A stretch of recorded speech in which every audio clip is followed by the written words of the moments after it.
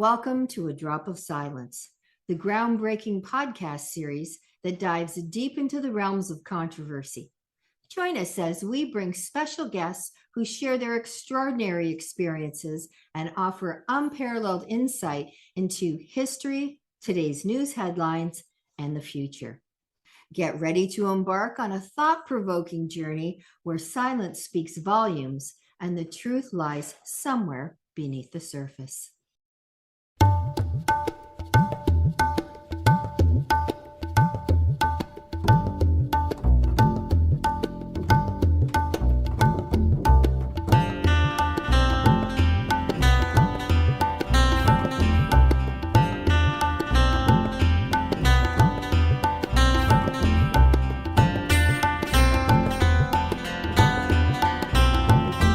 What time will it be when war is no more?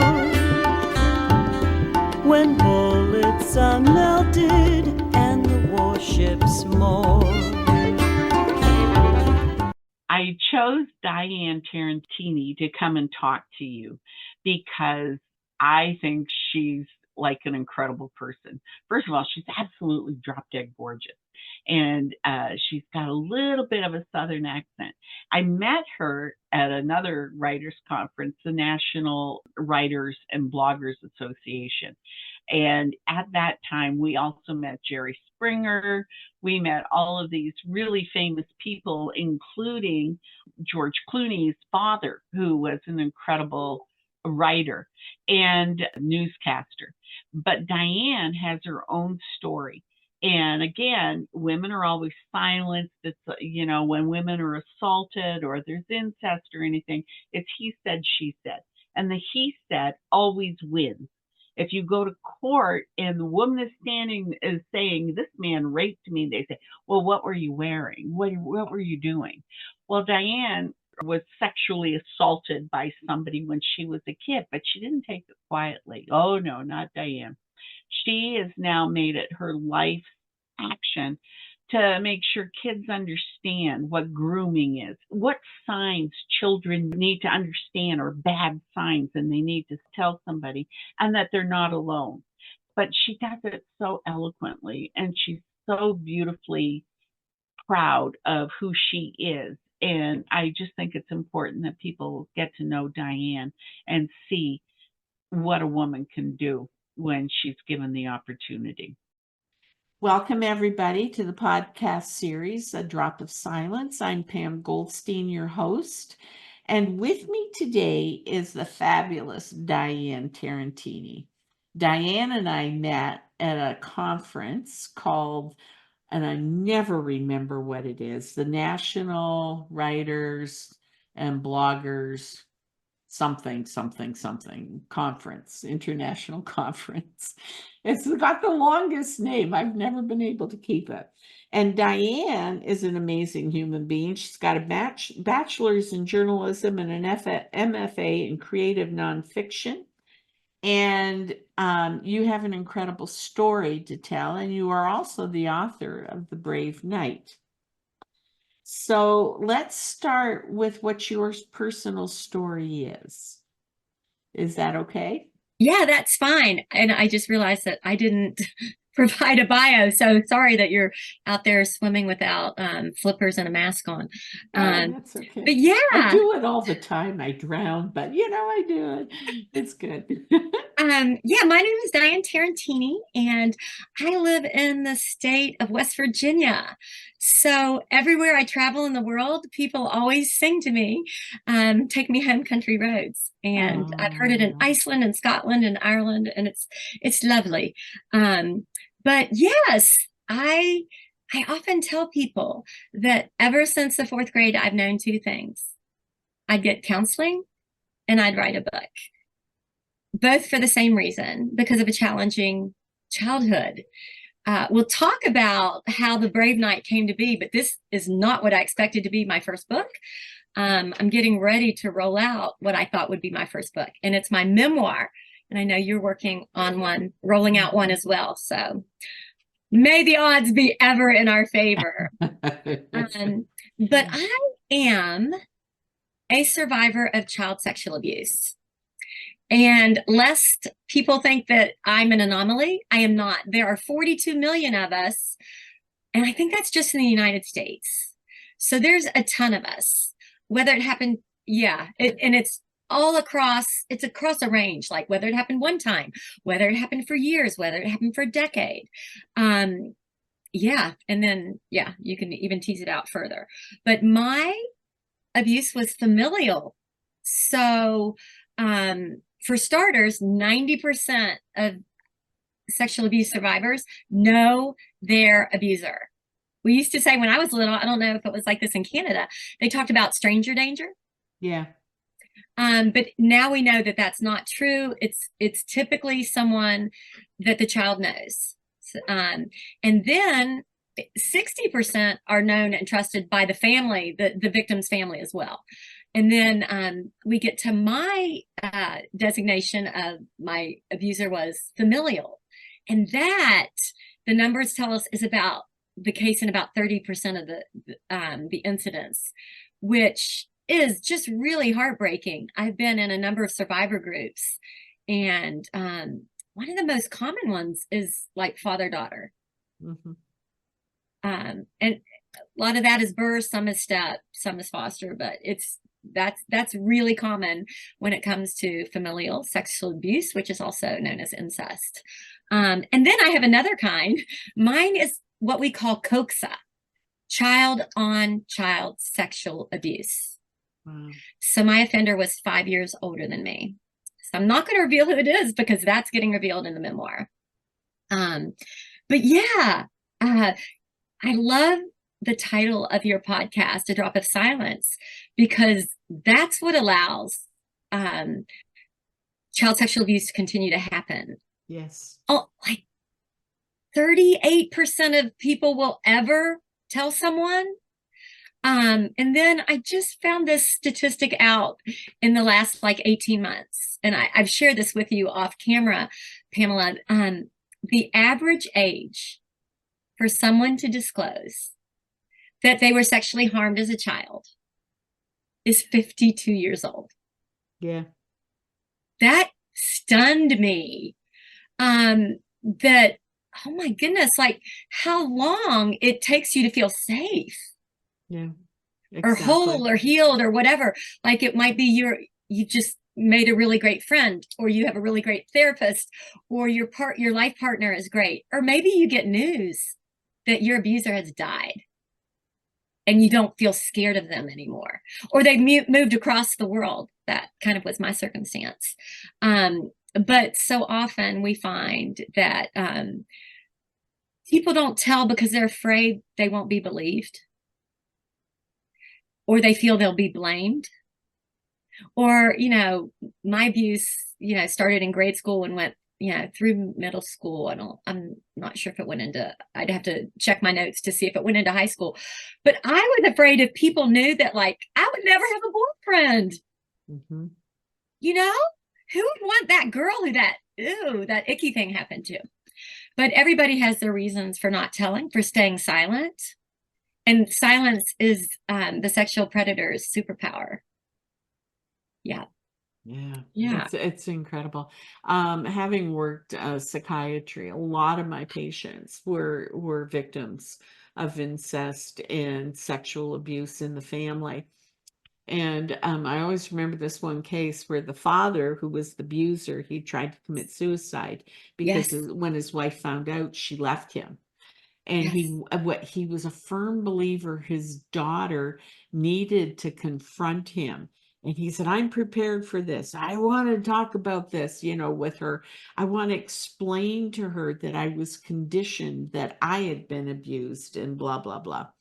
And the daughter, like you said, that there's a time where you just cannot talk about it. It's so beyond what you believe. And she didn't want to talk about it. And he ended up committing suicide because she wouldn't confront him.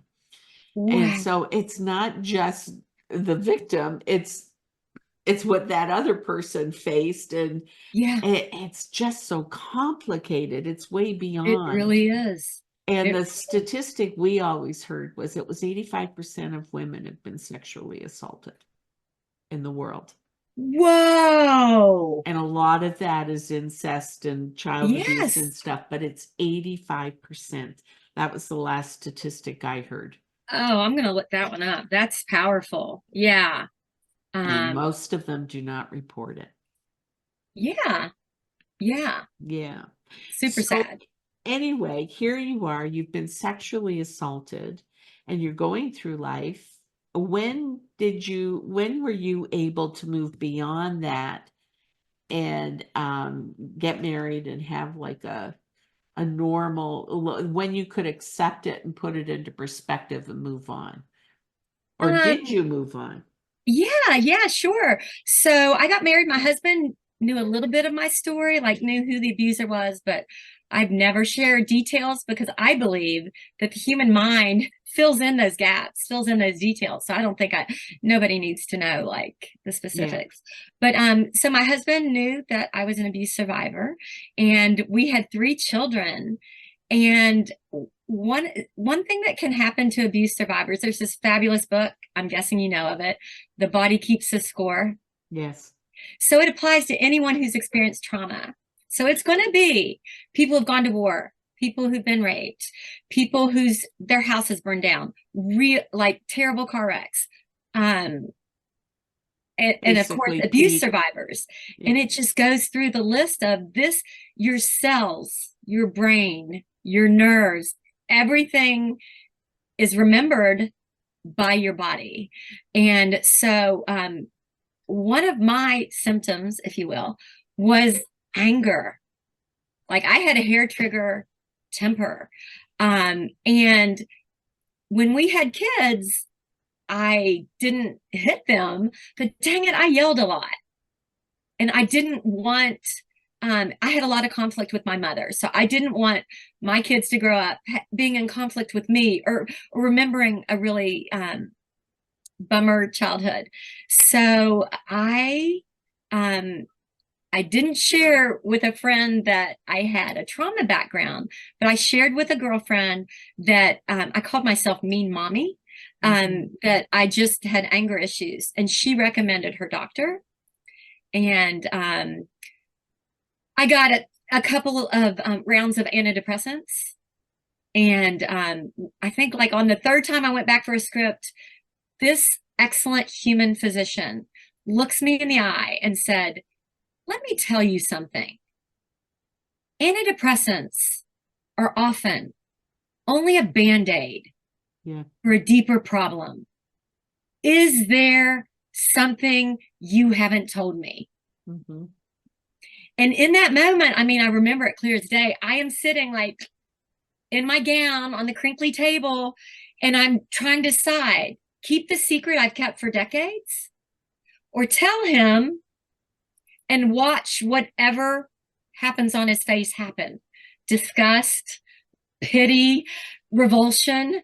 And then it just occurred to me, like, I kept my mouth shut for 30 years and it's not working. I've kept silent and it's not working. Let's try something different. And I told him, and just like, oh, Pamela, like I'm sure you'd be the same way. Like a nurse or a doctor, like on his face fell the drape of compassion. Yeah. And I was like, this is why he became a doctor. He just wants to help people. Yeah. And he takes his prescription pad and he writes me another prescription for Paxil.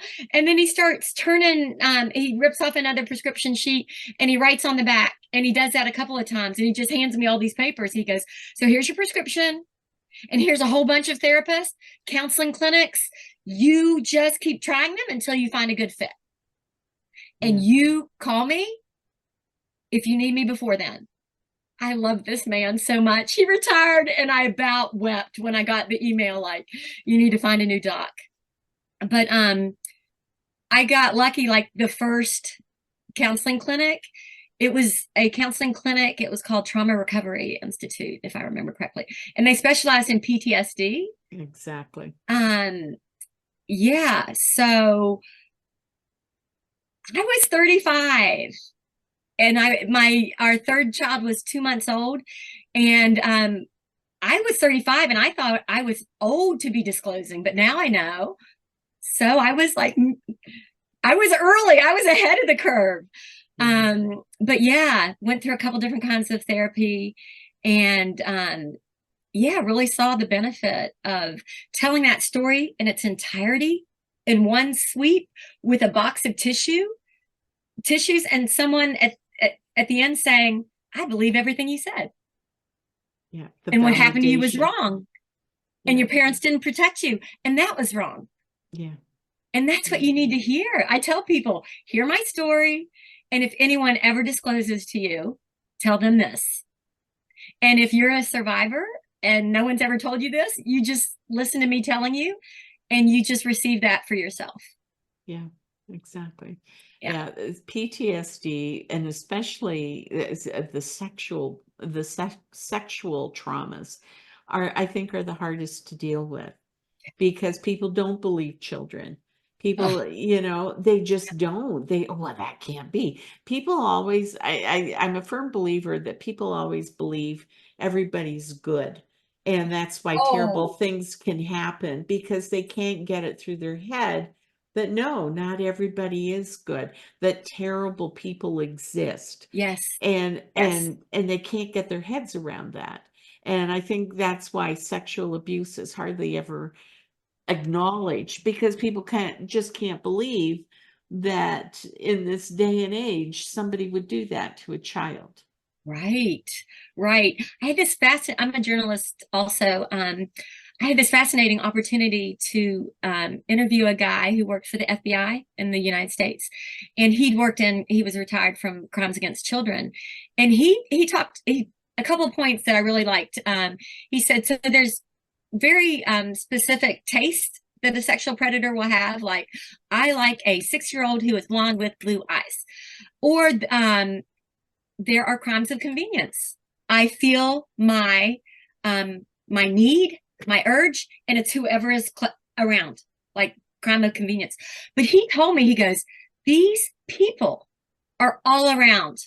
You work with them, you serve on boards with them, they live in your neighborhood, they go to the same faith institute that you are. It's just this little box. It's just this little part of their life. And maybe the other 9 out of 10 parts of their lives are good and decent and kind and compassionate and generous. But there is this box that they can't say no to. I have this phrase, except for this one thing. Yes. A lot of Nazis were really good abiding citizens. They were the pillars of society. They, even post-war, after all the atrocities they did, they reverted back to being the pillars of society, and all of these amazing things that they did until the very end of their lives. And then you look at their life and you go, well, except for this one thing, they were amazing. So, and the question is, even with people who have been molested, can you get over the terrible things that they did? And this one thing, can you forgive them for that one thing? Because look at all the amazing things they did. And I find more times than not, they can't. Yeah. So I struggled with that a lot. My forgiveness issues were twofold. So one, like the abuser, and then my parents. And it's very common for survivors to really blame their mom. Yeah. For not protecting them. And that was me, because So I would forgive her, and then I'd unforgive her, and I'd forgive her, and I'd unforgive her. It's always back and forth. Yeah. And then when it came to forgiving my abuser, it just got to the point where I'm like, what? 2 things. Don't want to give it any more brain power. I'm just tired. And the other thing, I believe in you reap what you sow. And I have contacts that tell me what is going on in this person's life. Mm-hmm. And the person is leading an absolute horrible life. And I just have to think, like, they're getting theirs. Yeah. And they went on to continue to offend. So I'm like, they're just, like you said, there's evil.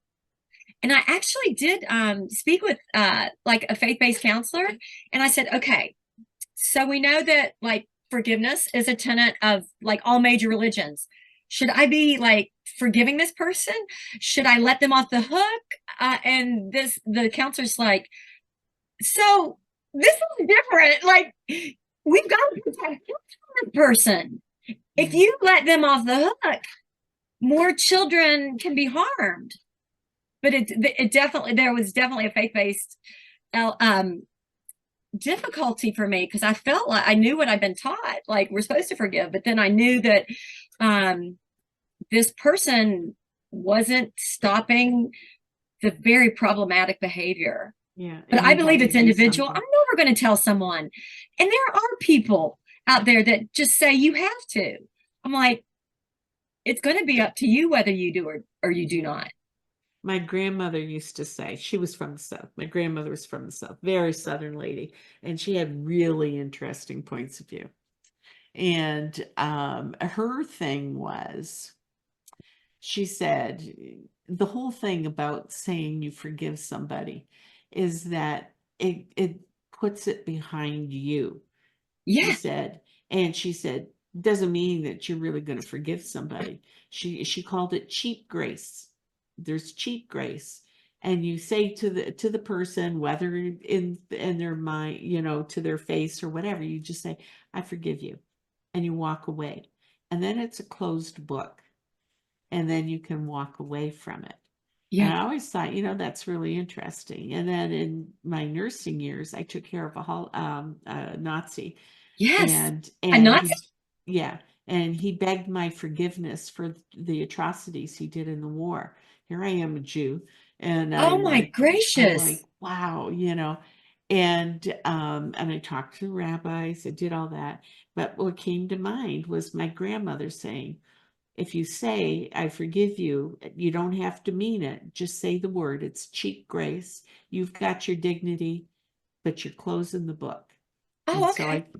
So I said, I forgive you. I didn't forgive him. I hated his guts, but I could walk away knowing that I'd given him his own dignity to die, knowing, you know, that he'd heard those words. Didn't mean it. So I always think of that with my grandmother. Like, I think she had a lot more insight than most people do, you know? Yeah. But it's hard when it's sexual abuse. It's really, really hard. Yes. To get over. And then what you did with this is you wrote a book, The Brave Knight. Tell me about that. When our kids were grown and flown, we have 3 kids, and our last one is in his final semester of law school. Oh my God, like when everybody was out of 20. When everybody was out of high school, I approached a nonprofit that I had heard supplied body safety assemblies in public schools in West Virginia. And I'd heard they always include a survivor in their presentation because children will often disclose to someone with the same lived experience. Yeah. So I sent this guy a cold call, a digital cold call, and said, 3 things you need to know about me. I love kids, have 3 grown and flown. I am comfortable speaking in front of large groups, children or adults, and I'm a survivor. Will you train me to do what you all do? And I just started shadowing his team. And then about like 6 months later, he goes, you know what? You're a writer. Could you write a children's book, which in a non-threatening way teaches kids what grooming is? Yeah. And my definition of grooming is the process by which a sexual predator will gain the trust of a potential victim and sometimes their family. And so I have a MFA in creative nonfiction. Like, fiction isn't really my jam, but I was really passionate about writing what he wanted and equipping kids in that way. So You're a Writer. I don't know if I've told you this story. we had a creative jam. They said they wanted a shield in the book because the name of the nonprofit is Shield Task Force. They're working to eliminate child sexual abuse in our state. And I went home and I'm like, I just don't know how I'm going to put all these components in, all the language and behavior of sexual predators, and how, well, I knew how the survivor felt. But then 4 days later, I woke up on a Saturday morning and I had a 1,600 word children's story fully formed in my brain. And I typed it and I sent it to the nonprofit founder and executive director. And he goes, it's perfect. A couple people like spoke into the manuscript a little bit there, but really it was 95% solid, Pamela, that's a gift. If you don't have to plot and then this happened and then conflicts happen and character development, like if you don't have to mess with that, golly, what a blessing. So that is my book. It's The Brave Knight. It's probably backwards on the screen. No, it's good. Then Hold another. Hold it up again. Hold it up again. So it's The Brave Knight. Yeah. Yeah, I've got lots of lights on. So The Brave Knight. And I'll read you the back cover. Once upon a time, in a small town, hidden at the foot of a high mountain, there lived a young girl and a dragon who were best friends until they weren't. So, another nonprofit. Oh my gosh, this gives me so much joy. I knew that executive director, and she said, "Can I see the manuscript?" Mm-hmm. And I sent it to her. And within a couple of months, she decided to purchase 7,000 copies of the book so that every single foster child, I don't know if you had the foster children's system in Canada. So every foster child in my state could have a copy of the book, because foster kids are more likely, much more likely than a child in a traditional home to be sexually abused. So, yeah, the book's done really well. That's amazing. Yeah. Yeah. And teachers and parents are like, I read it to my kid and I saw them get it. Yeah. They get when the sexual predator like stops the grooming and shows their, to use a cliche, their true colors. Yeah. Yeah. Wow. Yeah. And now you have another book coming out. Yeah, that's scary. I don't know. Are you scared about your memoir coming out? Oh, yeah, for sure. Yeah. I say it's like, when I was just going to say, especially because some people, they had this persona that everybody views them as, and they weren't really like that. And then you said, okay, are people going to go, that didn't happen, and you worry. You worry. Yeah, I've got a lot of letters. I've got a pretty significant paper trail, and even some audio. So I've got a lot of proof. But yeah, I think people will be very surprised when they, I think anytime the author of a memoir, you're gonna be privy to a lot of secret. The reader's gonna learn a lot that they didn't have any idea was going on in a life. Yeah. And with mine, I decided if you're going to write something, you better tell the truth, especially of how you feel. Yes. Like if you have to show your emotions, you have to show why this particular incident was significant for you. Yeah. And that was the hardest thing I ever had to do in my life, because I never tell anybody my emotions. I'm just, everything's fine. Yes. And you do that when you're sexually molested too. Yes. Everything's fine. Yes. Fine. Yeah. Oh my gosh. I actually cover that in my book, because another thing that can happen to survivors is they become hyper independent. Yep. Like, yep. Exactly. No one took care of me. Exactly. So I'm going to take care of me. Yeah. Yeah, exactly. Yeah. And so, my husband, it's so funny. Our roles are kind of reversed. I had 3 older brothers. He had 4 older sisters. I'm like, so I'm a better guy and you're a better woman. Because he was like, sometimes I will email him like an issue and he goes, I would prefer to talk about this in person. Yeah. But if this is like the best you can do, this is a good start. Yeah. And I feel like that I feel like it's masculine to withhold your feelings. I don't know if I'm being sexist or not. I don't know. I thought about that too. I remember this. I was raped when I was 18. Oh, And I never told, like, I mean, I told my one teacher, and the cops came and they said, well, it's his word against yours and everybody's going to believe him, so don't even bother. And that's what we get in Canada, and we still get that in Canada. 6% of the population have been sexually assaulted, and if it's a woman, she won't report it because she knows it's going to be he said, she said. So anyway, 20 years down the line, I've been married to William for 10 years, and we're watching this chauvinistic psychologist talking about women who have been sexually assaulted, and this is how they feel. Oh, And I'm listening, and I'm going, that man is so full of crap. That is not how a woman who's been sexually assaulted feels. Now, my husband only knows that I've been raped. I've never, like you, never discussed it.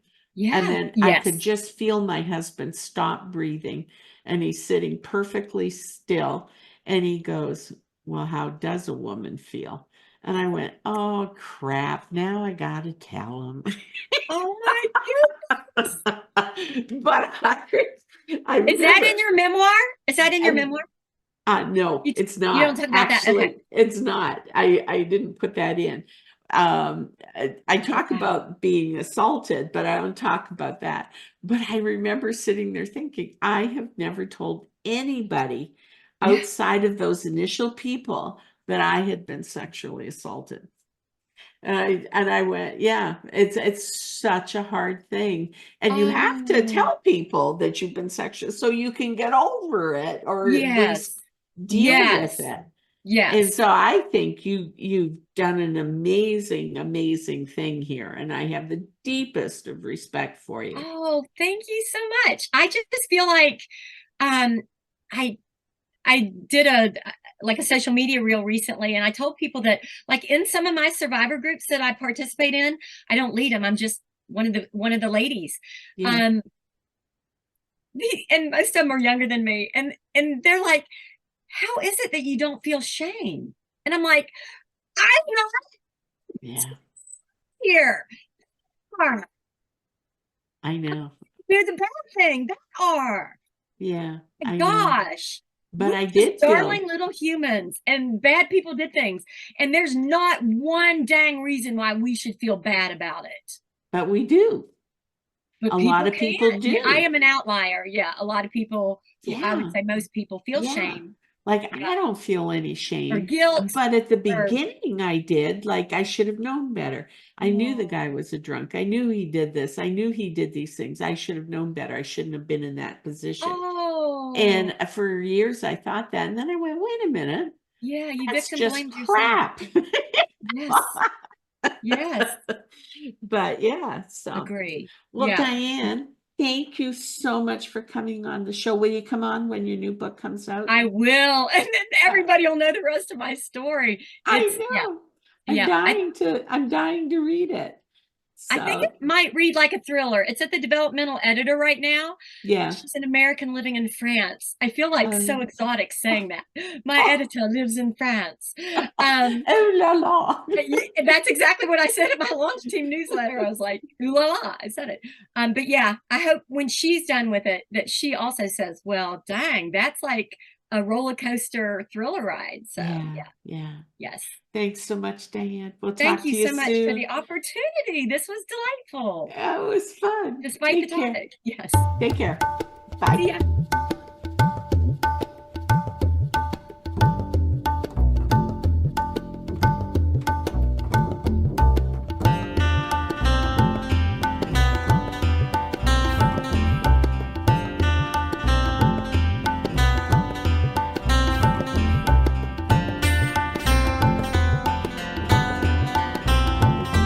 What time will it be when war is no more?